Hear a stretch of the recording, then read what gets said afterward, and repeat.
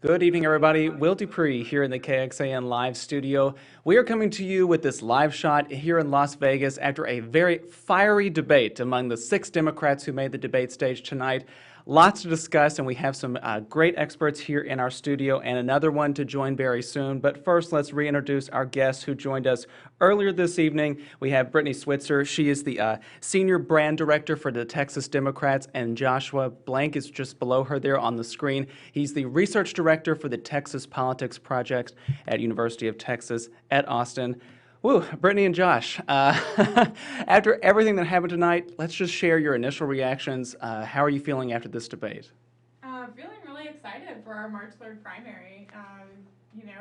It was a robust debate about the issues that matter to Texans, and yeah, it was great. And Josh, what about you? I thought it was a lot of fun. I mean, you could definitely feel the urgency, I think, at this point. There were definitely, I think, candidates really taking their best shots to capture, a critical or one, maybe in some cases, last moment to make a case for themselves. And first of all, the debate kind of followed some different formats. Right out the gate, though, they went and asked some questions about Mayor Mike Bloomberg, the former mayor of New York City, I should say. And the fire came very, very quickly. Josh, what did you make of the criticism that came his way right out the gate? Well, I don't think it was surprising. I think maybe the only surprising thing was the extent to which he didn't seem as prepared for it as, I think anybody would have thought. I mean, I don't think any of those criticisms were, sort of unexpected or, anything that he couldn't have been, more prepared for. But I also think it's partially his personal style is a little bit more off the cuff. And I mean, it's who he is.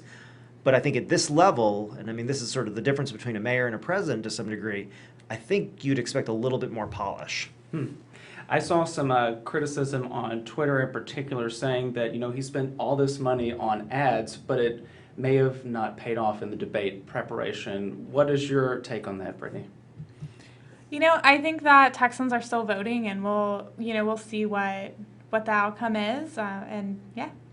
Yeah, and early voting is well underway now at this point. We saw again after the New Hampshire primary some of the debate performance before that contest, boosting some candidates, maybe drawing away support from other ones. Is there any impact you see on the Texas primary that this might have after tonight? I saw a lot of reaction on social media, particularly about Senator Elizabeth Warren performing a little more strongly than she might have in other debates. Do you think that helps her here in Texas or potentially in Nevada coming up next week? Yeah, I think a lot of Texans are still making their decisions, kind of as I've been talking about. We have one more debate after this one, and we are expecting all of our presidential candidates to come visit Texas over the next 1.5 weeks during early vote. So a lot of people are still making up their minds. We'll see what happens after this debate and the next one. And I just encourage everyone to go vote in the Texas primary. And Josh, you have been polling a lot of different issues. In particular, healthcare was chief among the concerns for Democrats here in Texas. Does this debate, it opened with the criticism on Bloomberg and the attacks against him, and then it kind of shifted into how the Democrats might go about expanding health care. Do you expect that to continue to drive turnout for people and be at top of mind for Democrats when the primary hits on March 3rd? Yeah, I think, I mean, the thing that's sort of been consistent in polling, both in Texas and actually nationally, going back, certainly into the 2018 cycle and a little bit before that, is the extent to which voters, but particularly Democratic voters, highlight healthcare as one of the top issues. I think it's also the reason we've seen it, really have pride of place in almost every Democratic debate, including this one. But part of it also is it's a difficult issue for Democrats, actually. I mean, it may seem simple in the sense that, the question just is about how much health care they're going to deliver, but at least in our most recent polling, which we just completed in February, we found about 1 in 5 Texas Democrats were not in favor of a universal system. So that's a little bit of a problem for the general approach of expansion. But then in addition to that, when we then followed up and said, well, would you favor a universal system amongst the people who were in favor? About 1 in 5 of those Democrats said they wouldn't favor it if it eliminated private health insurance coverage. And so I think that's kind of what you're seeing playing out in the debate stage a little bit is each Democrat in this, in this primary has taken a different sort of, and sometimes slightly different, but a different position on this healthcare question. And, it's part of a robust policy debate. It's important. It's actually what you want to see, I think, in primaries of either party is a robust policy debate. But it doesn't mean there's actually any sort of simple answer or a specific answer that is going to unite Democrats. I think it's going to be, again, it's going to be a candidate. And at the end of the day, they brought up Mitch McConnell a lot. It's not as though these policies are going to automatically become law. Correct, and they did point that out a lot too. You pointing out that some of the polling that you've seen, Josh, has shown that people have issue with the universal health care system, yet Senator Bernie Sanders is leading in the last poll that you all released just a few days ago. How do you square that? Well, I mean, there are a lot of because there are over 70% of Democrats who want a universal health care system. And so, I mean, the reality is that, I mean, a lot of the question in this, I think a lot of the orientation in this Democratic primary in some ways has been around sort of, are we going to be somewhat progressive or extremely progressive? And I think, the fact is there are a lot of Democratic voters who want to see an extremely progressive candidate, whether it be Bernie Sanders or Elizabeth Warren, and there are a lot of voters who want something a little bit lighter than their progressivism, and there are voters who want something a little bit more moderate. That's something that I think the Democratic Party, it's a challenge in some ways, the fact that it's a pretty heterogeneous party with a lot of different voters spread across the country, with a little bit more spread, I guess, in the issues that motivate them, at least in the Republican Party. That's certainly the point of the primary, to see which ideas will end up winning out at the end. If you're just joining us, we're doing some after the debate analysis with Brittany Switzer with the Texas Democrats and Josh Blank with the Texas Politics Project. I'm going to say, Brittany, thank you so much for joining us. We have another guest that we want to bring in here in just a moment. But Brittany, thanks so much for adding your perspective and for sticking around all night to watch the debate with us. Yeah, thanks for inviting me to come. That was fun. We do appreciate that. So as we let Brittany go, we're going to bring in an official with the Republican Party of Texas. She'll be taking her seat here in just a moment. But as she gets settled, Josh, talk about what you expect polling to do at this point, because, again, a lot of the analysis is that maybe Senator Elizabeth Warren had a strong performance. She came out hot, criticizing President Trump as well as Mayor Mike Bloomberg, and then all the other Democratic candidates. How do you think that's going to play for her at this? Because people were questioning, what her future might be in the primary. Yeah, it's a good question. I mean, I think the one thing right now is it seems like a lot of Democrats are looking for their best alternative, right? I mean, I think, what we're seeing is this idea that, well, the nominee is probably going to be, one of a few people. Maybe it's Sanders, maybe it's Biden, but there's also been a lot of Democratic voters. I mean, what I've said sort of all along in this is, even when Joe Biden was the front runner, you'd say, well, he's at 25%. There's 75% of Democratic voters who want someone else. Bernie Sanders may be the front runner right now, but there's about 70% of Democrats who want somebody else.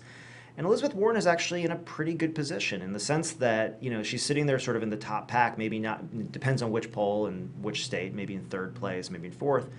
But what you find is that, at least in Texas, as Sanders has surged, what might surprise people is he's not taking support from Warren.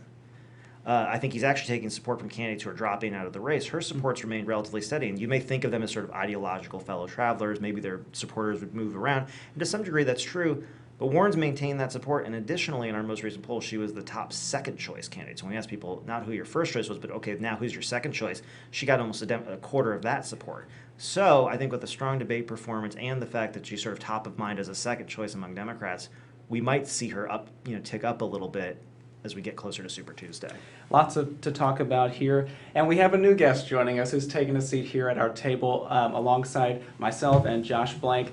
This is Stacey Hawk. She is the Victory Director for the Republican Party of Texas. Stacey, thank you for being here and sticking around with us all night too. It's a pleasure. Yeah. So Stacey, first I asked Josh and Brittany, who just left us a minute ago, what their reaction was, what's the top line thought for the debate.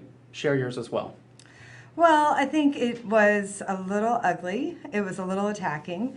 But I think they covered a lot of issues that were really important, and it gave an opportunity for voters to see what their ideas were, to talk about healthcare, to talk about energy, to talk about the economy.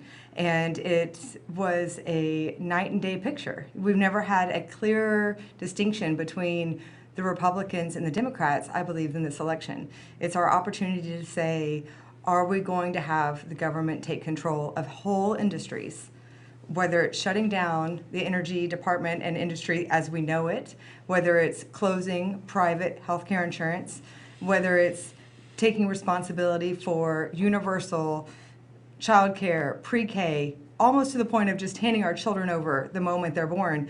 The expansion that we're talking about of the federal government to every facet of our lives is completely counter to what our country has stood for, what's made us so great, and it's completely counter to what you're going to hear President Trump talk about he's been working on the last few years and what his continued presidency will mean for the country.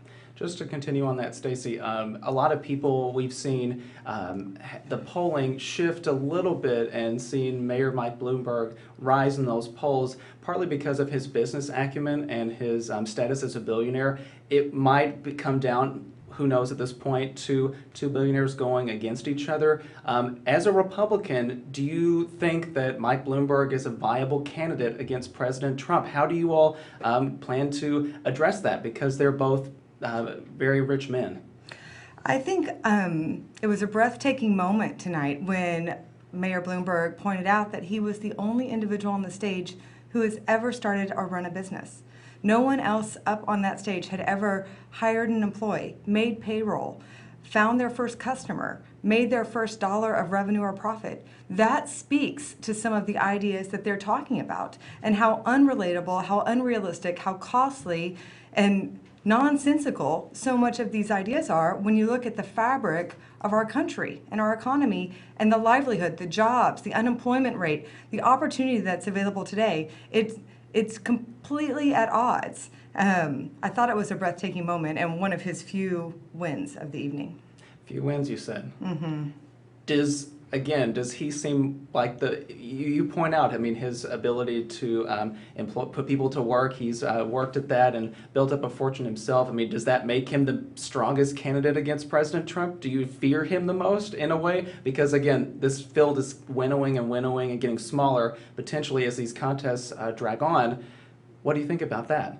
I do not. I do not fear Mayor Bloomberg as a candidate against President Trump. I would welcome that conversation, but of course that is up to the Democratic primary voters. And I think he's trying to make his case. He has incredible advantage with the resources to have very polished, well-done ads and to have them on the airways. And we've watched the impact that that's had. I think the debate tonight was pretty devastating. And we've seen a precipitous drop in immediate polling after the fact. It's going to have to be something that he can recover from if he's going to really make the case and make it through Super Tuesday.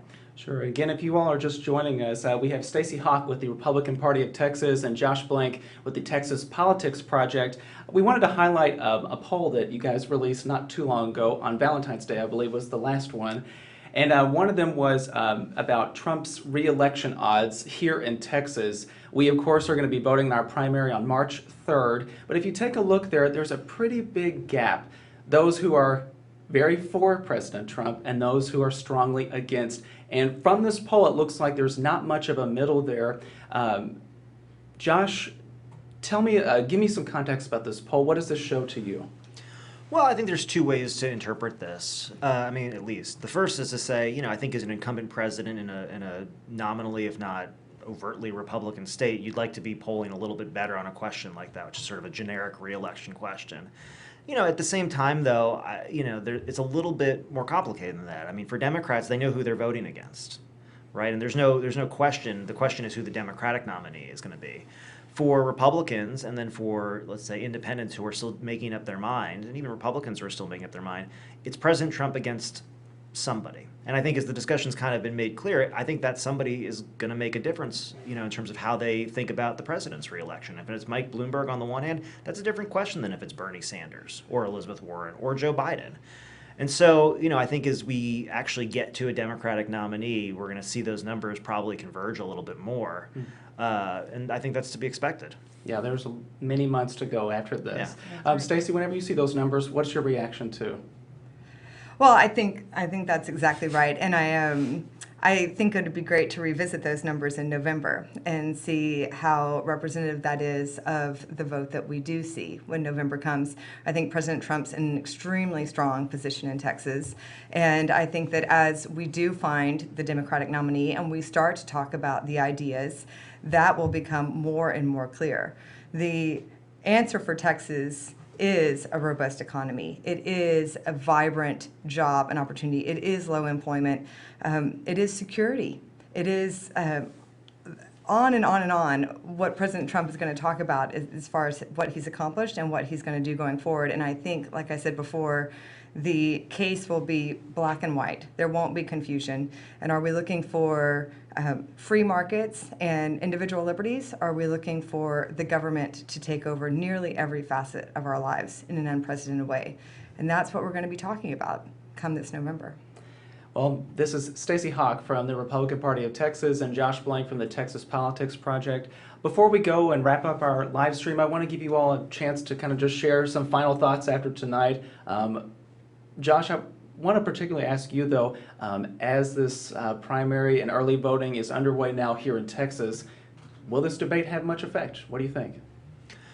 Maybe not directly, but certainly indirectly. I mean, it'll be interesting to see, what happens in Nevada and what happens in South Carolina in particular. I mean, I think the thing that we're getting to now is we're actually getting to some states that actually have some diversity in their electorates, and I think that's something that a lot of Democrats in this process have brought up in the role of Iowa and New Hampshire, and the overwhelmingly homogenous nature of their population, right? And the Democratic Party doesn't look like that. And so I think as we start to enter some of these states that actually have, significant shares of non-white voters, it might shake up the way we think about this. And then that in turn is probably going to influence the way Texans think about it.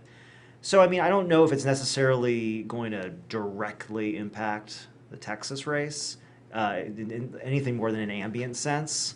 I think we'll see what the headlines look like tomorrow. I mean, I think if most of the focus is on the beating that Bloomberg took, well, you might see his support drop a little bit. If it's about, let's say how forceful Warren was, well, you might see a little bump for her. But I think it's really going to be those contests, and again, in states that actually look a little bit more like Texas than Iowa or New Hampshire, that are probably going to maybe have some subsequent impact. So, and let's see if you can go into this a little bit. Do you think the front-runner status has changed at all? Well, I mean, the front-runner status is kind of fluid. I mean, you could say the front-runner is Sanders, but in a lot of cases, he's statistically tied with Biden, at least in Texas. It doesn't look like Sanders it's not as though he has a huge lead here. So, I mean, I think, he's the nominal front-runner right now, but I mean, I think the whole front-runner thing is a little bit overblown when the front-runner is at, 24%. I mean, just to be fair to even the phrase front-runner. It's a very open race, that's for sure. And Stacey, before we go, I'd like you to share kind of your final thoughts, your takeaways from this before we wrap things up. Well, it's an exciting time. Obviously, I think everyone should get out and vote. I think folks should get informed. I think that this debate does have an influence. I certainly hope so. We're in early voting, and we have a week and a half to go, and now's the time to get informed on the issues. I encourage everyone to think deeply about what really matters to them and what values they hold for their family and what they're looking for in leadership when it comes to the federal government of our country. All right.